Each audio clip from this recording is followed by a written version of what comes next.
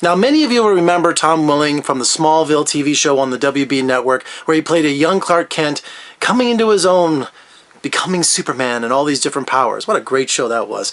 Well, he's still around, and now he's in the new Nicholas Sparks movie, The Choice, his 11th novel adapted to the big screen in a romantic comedy.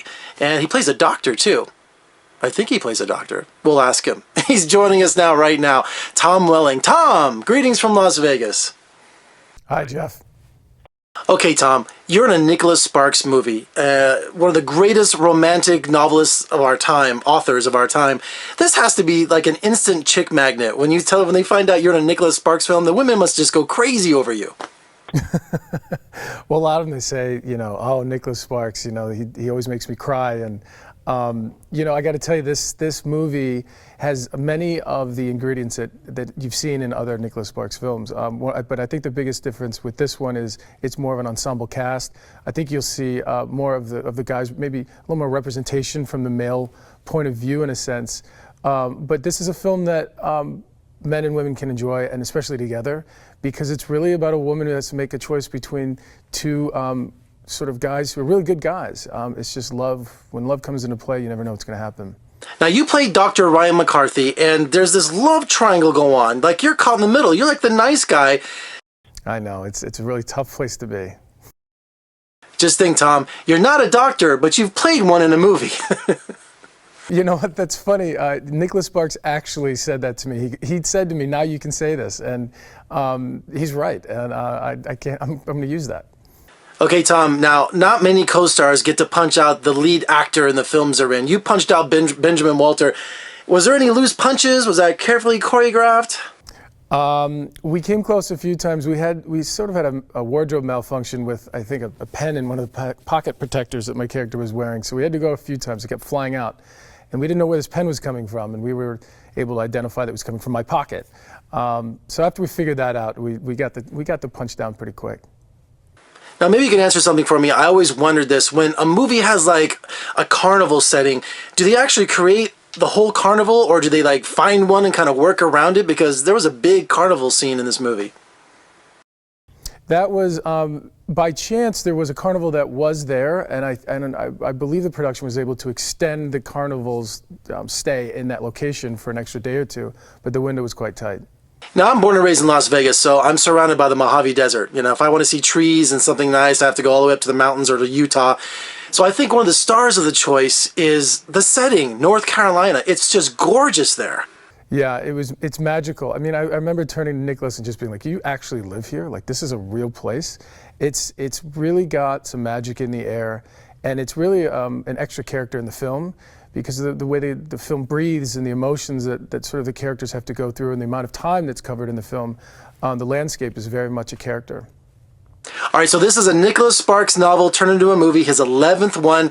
I have to ask you, did you read the book? Did you read The Choice, Tom? I have not read the book, and that's, part of that is by design, because sometimes what we're doing in the film, either it's an interpretation or an adaptation of what happened in the book. And so as an actor, you go off what's in the script. Sometimes you can look at a book to maybe to get further character knowledge or information to inform some of the choices you'll make. But this project for me came together pretty quickly. There would have been no time. So for an actor, is it hard for you to switch gears and play a romantic lead?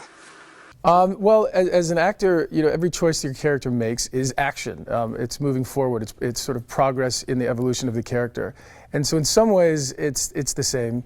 But I also look forward to playing a character who's literally a human, who, it wasn't as easy as using a superpower possibly, to save or to get the girl. It was much more grounded than that. I was looking forward to playing a character that way. Now, Ross Katz is a real famous producer, but he's got the directing helm this time for The Choice. What was his style? What was it like working with him? It's a fantastic style. He really creates an environment where you can really explore creatively the emotions of what we're trying to achieve through the characters. It's a very calm environment. There's no rushing. I think so much of what Ross does is prior to physical production, where he creates and cultivates a cast and a crew in order to support that environment. It's a very comfortable place to work. It's a very there's a lot of energy, but it's all going into the work, and there's no distractions or anything. I'd love to work with him again.